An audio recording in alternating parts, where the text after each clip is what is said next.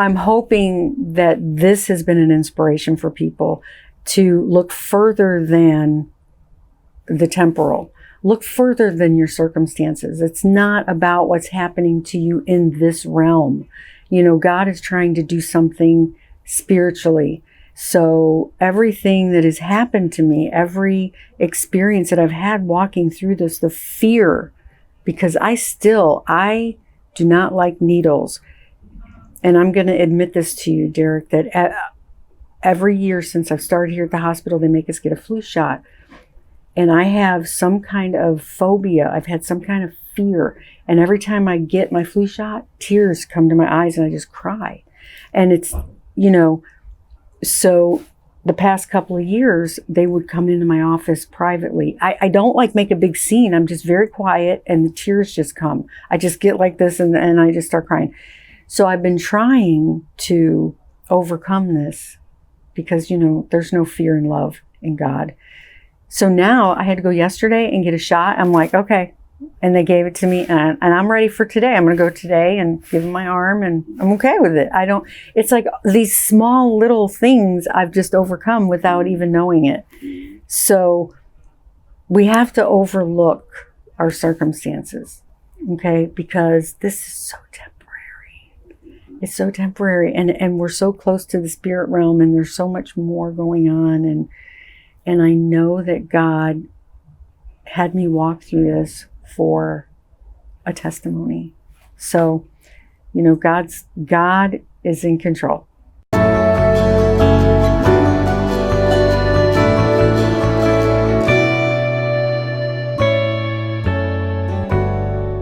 So my name is Angela Peffley, and I met Anita almost 5 years ago, which is hard to believe, but it's true.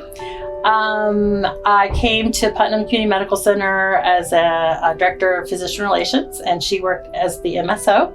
So we quickly met and bonded and connected and decided, let's give this a go working together, which has been such a great relationship and a great team, I think. All the glory goes to God. All the glory goes to God. I know that I have walked through this for a purpose. There has been a purpose. And I feel like if I need to carry someone through this process, I am equipped now. I am equipped. I know what to expect. I know the conversations. I know the feelings. I know the emotions. And I want to help people now. I want to help them walk through this. So I was out of the office for a couple weeks because of the whole COVID situation. We were all told to kind of go home and work from home for a bit. And I was already feeling a little out of the loop because I didn't really know what was going on over here. But I got a text from Anita and it said, I need to talk to you and Suzanne together and what time works for you guys. And it was very formal. So I thought, this is kind of weird. I thought maybe you were quitting your job or something. So we got on the phone and she just said you said very succinctly, you guys, I've been diagnosed with breast cancer. And I think I said probably a cuss word, like no blank. And I said, for real, Anita? And she said, yeah, I really did. But I didn't, I just was like, my first reaction was everything's going to be okay. Like, okay, this is going to be a sucky situation for her for a period of time, but it's going to be okay. Like, I just felt a sense of peace. I didn't feel like a panic, or I hope you felt that as we were talking. And my second reaction was, we got to get Anita the best care possible. Get her the best. She deserves that, and we want to make sure the outcome's as good as it can be. And at the time, we weren't sure. I don't think we knew exactly what you were dealing with, but those are my first sort of two reactions. Was first that everything's going to be okay, and the second was, because I'm a planner, okay, get your list out. What are the steps? What are we doing? Where are you going? Who are you seeing? And all that kind of stuff. I just wanted to tell everybody how good God is, and it is what it is. And I just want to say this, that whatever the outcome of my surgery and, over the next, whatever my remission time is, or if it comes back, It's all in God's hands, and that life is so temporary that we have to embrace every moment, and we have to understand that this is temporary. This is not it. This is not the end all be all. We have to, my eternity starts now. My eternity starts now. When people are born, their eternity starts. I was trying to share this with someone that if we are storing up treasures in heaven as we speak.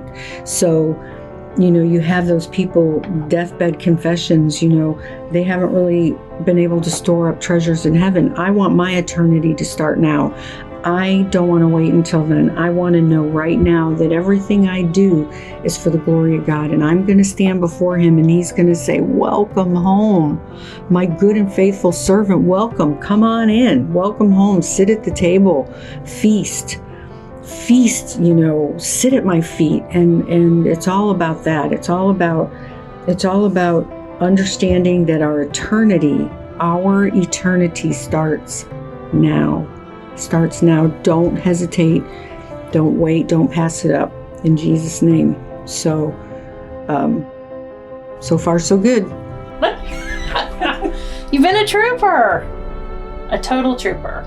You have a very strong conviction of faith, and I think, we're all only here for a little while. No one knows how that's going to roll, Okay. So I just think that you're very grounded, and I feel like God has a plan for you, and that maybe this is part of that in some weird way, part of that, and you live the walk, and I think you feel very much like your faith will get you through anything that comes, your way. So today is September 23rd.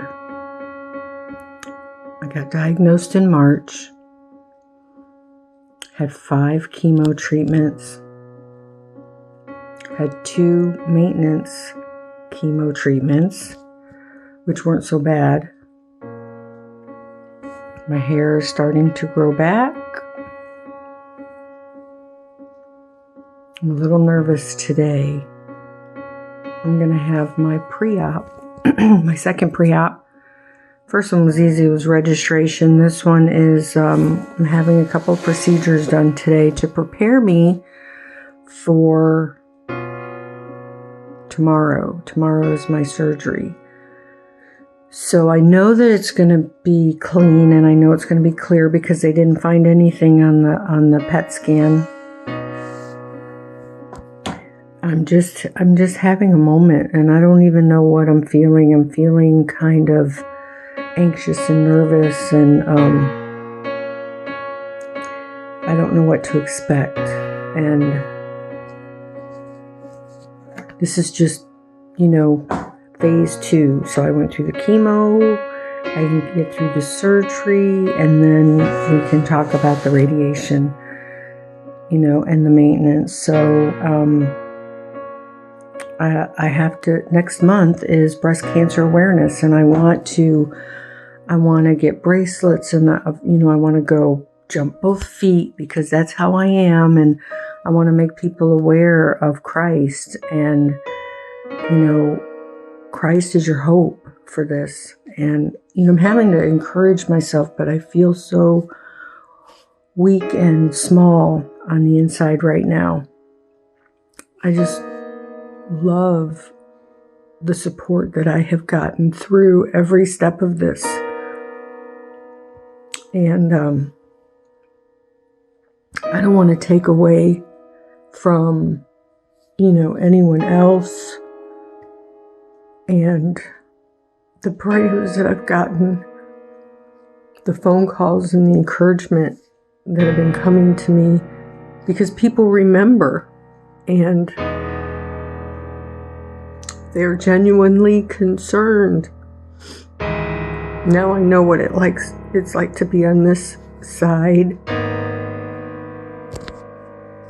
And it feels really, really good. It feels to feel love. feels good. To feel loved feels good. So I just wanted to take a few minutes this morning. I just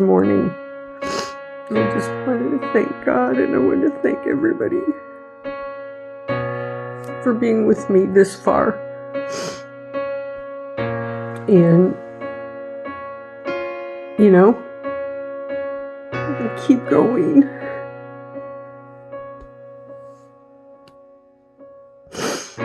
It's actually been empowering because I feel like watching you go through this, if this were to happen to me, okay, I could get through this. Like, it would be tough, but, I could do what you've done and reach into my faith and friends and get through it. So it's actually been sort of empowering in a weird way. I would just say I love you and I respect you so much. And I'm sorry this has happened to you, but I do think in the end it's going to be part of your life and part of your journey, and you'll get stuff from it. I love you too. I love you, Nita. Oh my God.